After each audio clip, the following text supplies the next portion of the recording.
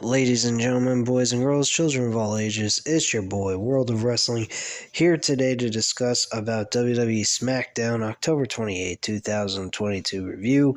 I have to say this was a pretty damn decent show, very enjoyable. The last segment on the show was actually rather good. I enjoyed it. For what it was, Bray Wyatt came out, was having a connection with the crowd, and then his alter ego took place on the Titantron. Started saying a lot of stuff I couldn't quite understand. Apparently they're calling it the character Uncle Howdy. Kind of weird. What is this, some kind of sick, depraved family incest shit? I don't know. Kind of deranged. I might be misunderstanding the whole concept, but bottom line, it's a pretty weird concept of what they're trying to do. But quite frankly, I'm pretty highly interested in the Bray Wyatt that we see coming out and talking to the fans. I really enjoy what he's presenting as a character and as a face. Great stuff. Good connection with the crowd and everything else in between. I heard there's a report that WWE is really considering having Bray Wyatt go one-on-one with Roman Reigns at WrestleMania. I don't know if it's for both titles or just one of them. I already pitched an idea to have Bray Wyatt challenge for the Universal Championship while Cody Rhodes goes ahead and competes for the WWE Championship against Roman Reigns. So Roman Reigns would have a two-night wrestling event for the weekend entirely. People on the chat for Random Wrestling Talk yesterday actually kind of agreed with that, or it was the week before, I'm not sure. But yeah, there's people that think that the idea is pretty cool. JD from New York, he actually, who I follow on YouTube a lot, he actually said that it's not a bad idea, but there's a possibility it could turn out to be a failed idea. I don't know how it could turn out to be a failed idea unless Roman Reigns beats him, but I'll go back and watch that video just to get an idea of what he means by all that, because he doesn't seem opposed to the idea. It just seems like he has a bit of worry that they're rushing. He may be worried they're rushing him too soon for the championship, and previous history has shown us every time they do that, he ends up falling face first onto the concrete. So I think that's probably where his stance is, and that's his biggest concern, which if that's the case, I totally understand that. But I don't see Triple H failing Bray Wyatt in this situation. Definitely see him conquering Roman Reigns with no problem. Karrion Kross went one-on-one with Madcap Moss. I really liked what they did with Madcap Moss here. He ended up losing the match, but fortunate enough for him, he actually had a reasonable contest with Karrion Kross and was very competitive. So I enjoyed that match as well. Karrion Kross walked away as the victor here in this matchup. Another match that took place was Hit Row with Shinsuke Nakamura against Legado del Fantasma. These two teams teamed up against each other in a six-man tag team match. I'm not too familiar with what's been going on between these two teams because I don't watch SmackDown every single week. Being that a Friday night, I'm kind of busy with a lot of house shit and other things I got to do in my own personal life. So I'm not able to do SmackDown reviews every single week, which I'm trying my best to implement that here on the channel, providing you guys more wrestling content, of course. But this was nothing really major to me. I think it was okay, but if it wasn't there, I wouldn't have given two shits about it. It's not that big of a deal to me. We had Ridge Holland and Pete Dunne. I am not calling him Butch. I don't give a fuck what anyone says. I don't care if that's his wrestling name. To me, he's Pete Dunne, and that's it. Dresses, he looks like Pete Dunne, he acts like Pete Dunne. He's fucking Pete Dunne. I don't give a shit what they name him. I don't care if they name him Carrot Top. I don't care if they call him the Tasmanian Devil. I don't care if they call him Flapper Jack Johnson. He's Pete Dunne to me no matter what. And that's all there is to it. Plain and simple. So, Ridge Holland and Pete Dunne actually win this matchup with a lot of distraction going on with Jey Uso and Sami Zayn. I was extremely shocked at the whole situation that took place after the match was over. This was actually rather funny. So Roman Reigns was pretty pissed off. He came out there with a very bland, kind of a disappointing face as he came out to the ring. And they start cutting the promo. And Roman Reigns says, look, we're going to stop acting like children and we're going to squash this shit, pretty much is what he says. So Sami Zayn steps in. He's the first one to take the first step in trying to make amends between himself and Jey Uso. He says, look, Jey, I don't know what your problem is. Everybody in this group are very happy with me. I don't know why you dislike me so much. I don't know what it is that you have against me, but let's get down to it. I mean, I'm willing to give you a handshake, and let's just squash this already, because this is silly. He's really wanting to fit in. He's more of an outcast than anything else in the wrestling business at this point. That's what they kind of make him come out to be. He wants to be part of the Bloodline because he's tired of being an outcast, and him being part of this group makes him feel accepted and wanted. It actually makes you kind of have a connection with Sami Zayn. There are a lot of people out in the world that feel left out, outcasted, and so forth. Give me 1 second.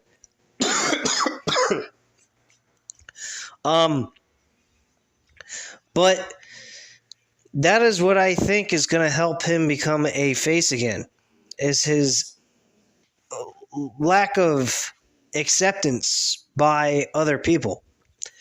And when that whole group turns on him, they're going to be bigger heels. Sami Zayn's going to be a big baby face, and we're going to see something really great. To be quite frank with you, if they go in that direction, it could lead to Sami Zayn being the guy that challenges for a world championship against Roman Reigns. But they can always throw in Kevin Owens to back up his friend, and they go after the tag team title. So that's the other option that they could go with, so they can keep Sami Zayn away from the actual world championship opportunity and allow Bray Wyatt and Cody Rhodes or one of them to compete for those belts. So that's the way I kind of view it. But I think it was absolutely cool how they are just trying to connect Sami Zayn with the crowd. Crowd absolutely fucking loves him. They're popping like crazy for Sami Zayn. They pop for Roman Reigns like crazy. Those are the three guys, Roman Reigns, Sami Zayn, and Bray Wyatt on this show, had one of the biggest pops I have ever heard in such a very long time. And they are getting a lot of interest by the wrestling crowds. And I think that's fantastic. So one of the things that happened here is Jey Uso responded and says, you better get the hand out of my face or I'm going to fucking deck your ass, basically. He says, look, man, you're not part of this family. You never will be. You're not an oos. You're not anything. You're just an outcast, a guy that came into this group because Roman Reigns wants you here. You're not blood. You're nothing. You may think you are, but you're nothing to me and the rest of this group. And Roman Reigns goes and he says, I'm the only person willing to stand up and tell you the truth at this point. Nobody else is going to. And Sami Zayn says, well, I don't know. Roman Reigns, the tribal chief, seems to be okay with me being in this group. And he says, Well, I don't give a damn what the tribal chief says. And then Roman Reigns turns around and he's like, what?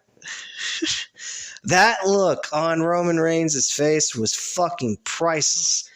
I absolutely loved it. Thought it was great. Roman Reigns turns to him and says, now, he puts his arm around him. He's like, no, come on. You can't be serious right now. And he goes ahead and Sami Zayn steps in and says, whoa, hold on. Roman, the real issue is, I think the problem with Jey Uso is he's not Uso enough as of late. And this got the whole group almost on the fucking floor laughing their asses off. And it was like watching an SNL skit on a segment of Saturday Night Live. Literally, when somebody says something outrageously funny, everybody in that skit starts to smile, laugh their asses off, and they just can't contain themselves. That's exactly what happened to Jey Uso in this segment. You can clearly see him actually laughing. You can see his facial muscles starting to kind of make him look like he's laughing. He's covering his face. He's trying to hide it. He's turning his head away from the camera. Fucking priceless. 100%. He was breaking character. He was trying his damnedest not to. It was beautiful. I absolutely loved this segment. This was a funny segment. Sami Zayn hit it like right on the head. He was awesome. Hitting on all cylinders. The Uzi, he's not Uzi enough. Like, he lost his mojo. You know, like an Austin Powers thing. And I think it's fucking great. I think it's awesome. I'll be perfectly honest with you guys. I really believe Sami Zayn is more noteworthy as a world champion for the last several years, the last 2 years of all his work that he's been doing and his time in the Bloodline. You got to admit, there is a possibility you could feel a need or an urge to want to see Sami Zayn get a world championship opportunity and literally win like a Daniel Bryan type of epic story to end the whole entire thing at a WrestleMania pay-per-view. But there's other factors that take over that idea, and that's a Bray Wyatt, a Cody Rhodes, hell, even a Seth Rollins idea. I think those ideas are very, very important to look at and consider as a main event WrestleMania type of match. Seth Rollins has been constantly saying in interviews, I'm secondary as long as there's a Roman Reigns. I'm never going to be first. As if he's jealous, angry, and upset. You can implement that in a really good storyline. He doesn't have to stay U.S. champion all the way through till WrestleMania. We don't have to see that happen. So I'm hoping that they might pull some kind of trigger to get him involved if they don't want to do a Bray Wyatt situation, which, I mean, it's not totally necessary.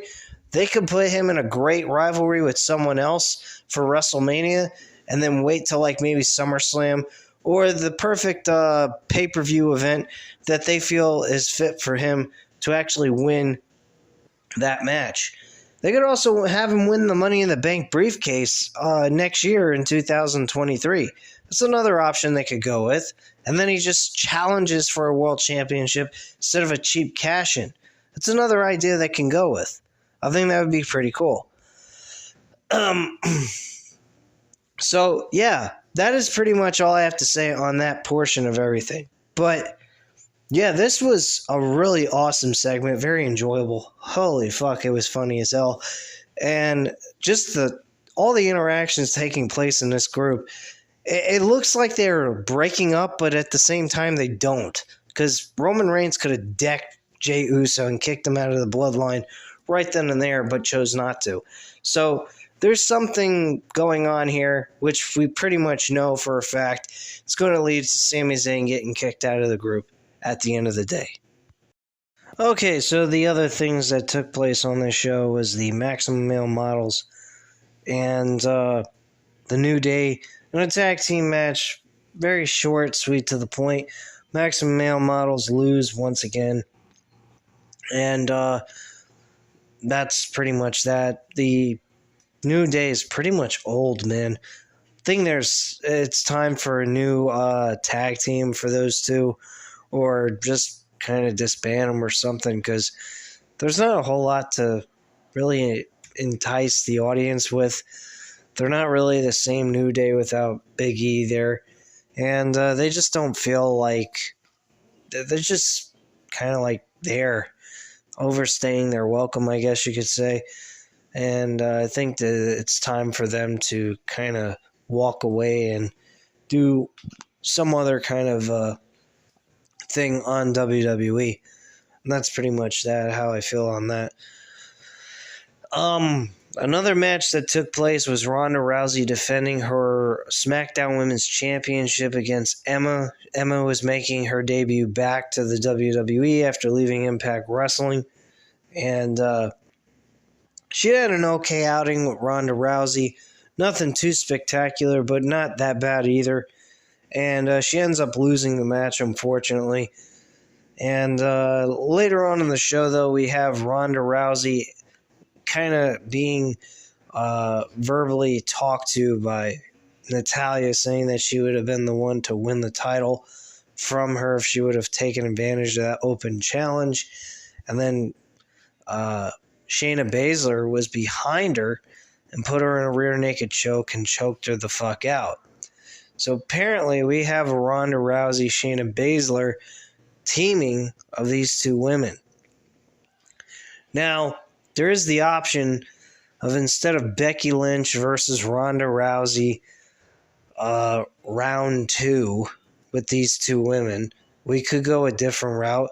See Shayna Baszler be the opponent at WrestleMania against Ronda Rousey and get her over instead of Becky Lynch. Because let's face facts, Becky Lynch and Ronda Rousey's story is, going on 4 years now.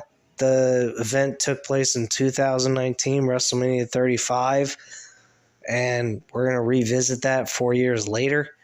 What the hell's the point now? Makes no sense to me. I particularly don't care for Becky Lynch to face Ronda Rousey. I'm not opposed against the idea, but it's not necessary in my book. But if they book it, they book it. So it's not a, do or die type of situation. It's not something that's going to piss me off if they book the match that way. But I would love to see Shayna Baszler versus Ronda Rousey one-on-one for the SmackDown Women's Championship at WrestleMania. I don't think that would be a bad idea whatsoever. But we'll see how things go. Overall, though, that was pretty much the entire show in a nutshell.